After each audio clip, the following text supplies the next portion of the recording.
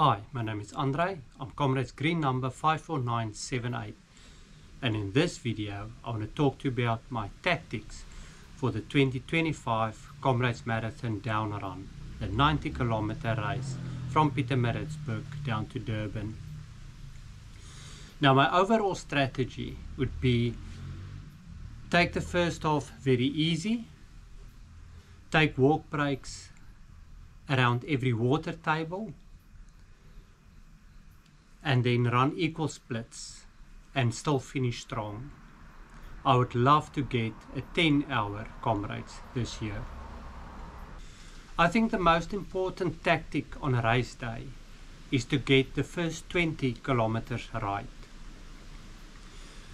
On the down run, you'll find that about 15 of the first 20 kilometers are climbing. It's not very steep climbing, but there's long climbs, and it will be a silly strategy to waste all your energy on the first 20 kilometers and then suffer in the second half because of it. And it's very easy to get carried away and start to fast. Now, especially this year with the two-wave system, there's going to be a lot less congestion than in previous down runs. So it's going to be so much easier to start to fast, and then you're going to blow somewhere. So I want to start very relaxed, I want to start slow, and I want to hold back.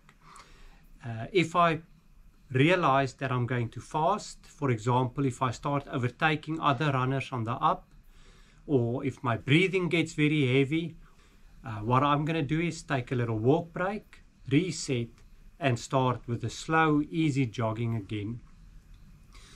I'll need to constantly remind me in those first few kilometers to take it very easy. Now the first 20 kilometers, that's going to take you from the start all the way to Umlaas Road, which is the highest point on the route. And on your way there, although most of it is climbing, there are two long steep downhills. And in these two, you need to be careful and not try to make up time by running fast on the downhills. If you run too fast on these downhills, you're going to do extra damage to your quadricep muscles. They're the shock absorbers in your legs. And that's going to make you suffer in the second half. It's going to make you walk a lot of the downhills in the second half if you mess them up early in the race. So these two long steep downhills, of course it's Polish Shorts, 1.8 kilometers of downhill, and just after that we're going to run down Ashburton Hill or Little Polish, which is about 1 kilometer of steep downhill. The rest we climb and we reach Umlaas Road. This first 20 kilometers are the most crucial. So if you can arrive at Umlaas Road and you didn't run too fast, you were holding back, you took it very easy, you are in for a much happier race. Now the next 10 kilometers, so from Umlaas Road till about Cato Ridge, is beautiful running. So in this section, I'll speed up a little bit.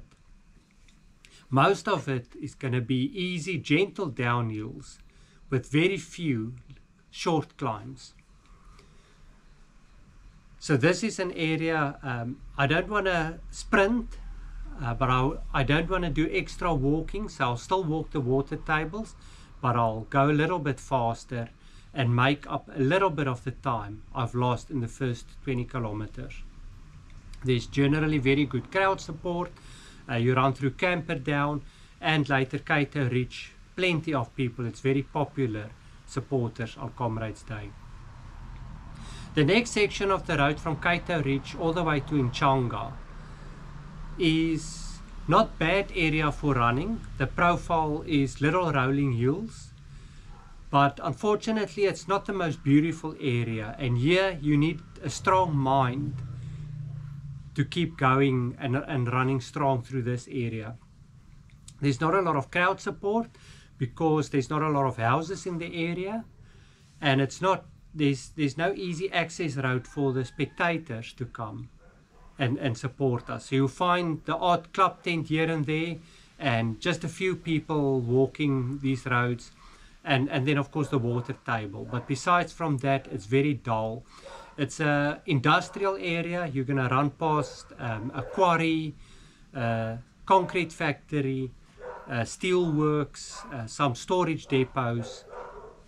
But you need to keep going. Tell yourself you're okay. Have some conversations with yourselves, with fellow runners, and get through this area. About 7 kilometers in from Cato Ridge, we run past the Itumbeni School, and that's the school for handicapped children. And these children will line the road there. They will cheer you, they'll high-five you, they'll sing for you. Take in that energy and let that recharge your batteries a bit. After the Itumbeni School, there's a nice downhill. Enjoy that bit. I try to run that very happily down, because at the bottom of this is our first big climb for the day in Changa. So the run up in Changa is 2.5 kilometers long. It is steep and it is tough. So in the days when I just went for a 12-hour finish, I would walk almost every step going up in Changa. I didn't want to waste my energy working hard on the uphills, preserved everything. So I would walk to the top and then try to run down all the way to the halfway mark from the top. But now that I'm going for a bronze or better, I'm going to follow a run-walk strategy to the top. And every time I run, I'll make it very, very easy running. I don't want to work hard as I go up in Changa. Just before the very top of Inchanga, you pass the turn-off to Monte Seal. And my strategy is, from that point, I'm going to walk to the very top. There's usually a lot of Monte Sealers at that turn-off that will stand there and cheer for you. And from them on, I walk. It's maybe 100 or 200 meters more to the top of Inchanga. And I do this so that I'm fresh when I reach the top. I don't want to push hard, reach the top of Inchanga, and then on the downhill side, I take a walk break. No, rather walk to get to the top, and then I'm ready to take on for the long down run into Drummond. Now at the top of Inchanga, there is a little brick structure with the Comrades logo on it. It will tell you you're now at Inchanga. And it comes with a warning. It says something like, there's a steep downhill coming. Don't do it too fast, because you're going to damage your quadricep muscles. So heed the warning and take it very easy as you run down Inchanga. I always see a lot of people running very fast down Inchanga, and I can understand why they do that. You want to make up all the time you've lost as you climb and took it very slowly to the top. But also as you go down Inchanga, you're going to see the halfway mark, you're going to hear the halfway mark, and that's going to get you excited. You're going to be happy you're almost halfway, and then you start just going too fast. And the faster you run down, the more damage you do to your quadriceps. You still need to protect them. The down run of Inchanga is about 2.4 kilometers long, which take us into Drummond. Now from Drummond, the halfway mark, is for me the most difficult part of the Comrades down run, and that is to get all the way from the halfway to the top of Botha's Hill. So this section I take with a lot of respect. I take it very easy. There's 3 climbs. The first one is the climb out of Drummond. We can call it Drummond Hill, and that takes us to the Wall of Honor. Then there's a bit of down. Then we do the second climb, which is Ulverston Hill, which is a very steep hill. And this is usually where those runners that took the first half too fast, as well as those people who went too fast down Polly Shorts, too fast down Inchanga, this climb is where their wheels fall off and their oil light comes on. And from there on, they're going to suffer all the way to the finish line. But if you ran conservatively and you are holding back, not going too fast, hopefully you're still going to be good. The climb up Ulverston, because it's steep, I'll do a lot of walking, little bits of running. At the top of Ulverston Hill, there's a nice downhill on the other side. I enjoy running it down, not too fast. And then we climb the last bit to the top of Botha's Hill, which is Botha's Hill. It's got two sections. You climb all the way to the Rob Roy Retirement Center. Then we first go down a little bit, and then we continue climbing all the way to the top. When you reach the top of Botha's Hill, that's where the down of the down run starts. And now you need to be ready for the long downhills. And hopefully your quadriceps are still in good shape. Now the last bit of climbing to the top of Botha's Hill, I'll also take a very relaxed walk so that I can be ready to run down on the Durban side of Botha's Hill all the way to the bottom. It's 2.3 kilometers of downhill. It is beautiful, but it starts a bit steep and then it gets a bit easier as you go down. You're going to run past the Total Garage and Kearsney College, and then a lot of crowd support all the way to the bottom. But as you run down, there's also the most beautiful trees, and the trees start making a canopy across the road at some of the points. Lovely to run down that.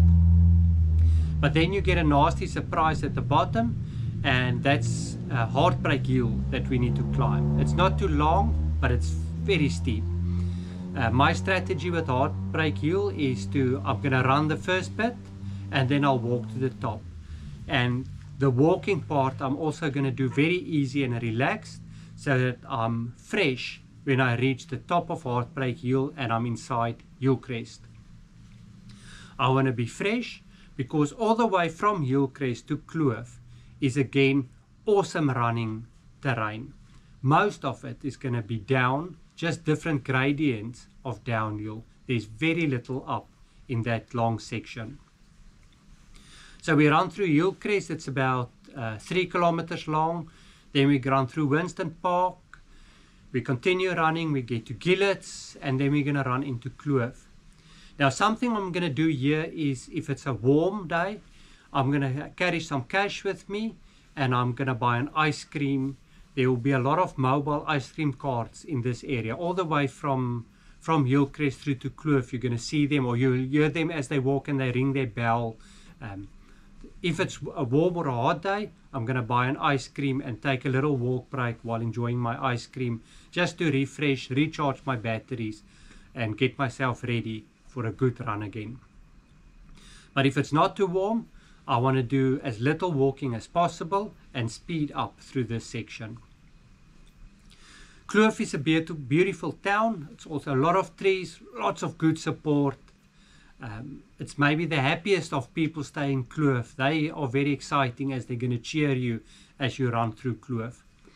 Other side of Kloof is the steepest and longest and most difficult downhill of the down run, in the form of Fields Hill. Fields Hill, 3.2 kilometers long, and it is very steep. It's also got a nasty camber, so there's a bit of agony as you go down Fields Hill. My strategy or my tactic with Fields Hill is to run all the way, except for a little walk break at the water table that's about halfway down. I take some extra water sachets so that I can spray my face, I spray my quadriceps, and I drink some water, and off I go. I don't run fast. I try to run as relaxed as possible, but I need gravity to help me so that I can get to the bottom without too much walking. There's always a lot of people who walk down Fields Hill, and they walk down Eina, and a lot of these people who walk down are those who are still struggling since halfway, because they started too fast or they ran too fast down Polly Shorts and in Changa. So I hope it's not you. I hope you can also run down Fields Hill and overtake a lot of runners as you gently run down all the way to the bottom. Bottom of Fields Hill, we turn left and we go into Pinetown. Pinetown is lovely to run through. There's support all the way. Pinetown is about 3 kilometers long. It's flattish, little rolling hills. There's one bigger climb, Pinetown Hill, early on in Pinetown. Other side is downhill and we run. And later in Pinetown we get the St. John's intersection, where there's a subway that we go down and up. Most people just walk that up. It can be a bit steep. And about there we're going to reach the 20 kilometer to go marker. Now my tactic on the down run is when you reach the 20 kilometers to go marker, divide your available time in two and use that, half of that, as your target for the next 10 kilometers. You don't want to leave too much for the last 10 kilometers. So at the end of Pinetown, we've got our last of the 9-5 hills in the form of Cowie's Hill. It's about 1.6 kilometers of climbing. It is tough because of all the distance you already got on your legs, but I find it a lot easier than the previous hills. I'll run a bit, I'll walk a bit, run a bit, walk a bit, but as I get to the top of Cowie's Hill, again I'll take an extended easy pace walk so that I freshen up a little bit, because from the top of Cowie's Hill it's a beautiful down run into Westville. The down run on Cowie's Hill is 2.1 kilometers long, but it's very gentle downhill. It's not too steep, so you can get some good running in if your legs still allow that. 2.1 kilometers down and you enter Westville. Now the whole of Westville is downhill except for Westville Hill, which is a nasty climb, and Westville Hill I take easy, but the rest of Westville I want to run and enjoy. It's 6 kilometers of running through Westville. When you reach the end of Westville, you go over the N2, and then there's about 10 kilometers to go, and it starts with a horrible climb up 45th cutting. This climb I take very, very, very easy. I'll do little short runs, but the rest I'm going to walk and just relax and get to the top.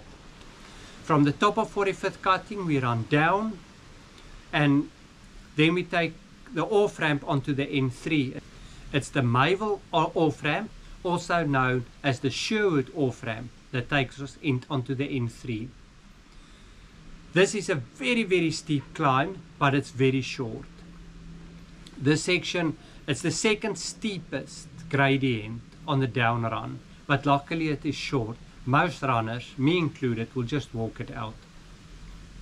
On the N3 we're going to run downhill all the way into the Dippy where we pass Mall Styles, and then we're going to climb our last big climb to Tollgate Bridge. Most runners will walk this out. My tactic this year is to run, walk, but take it easy on the run.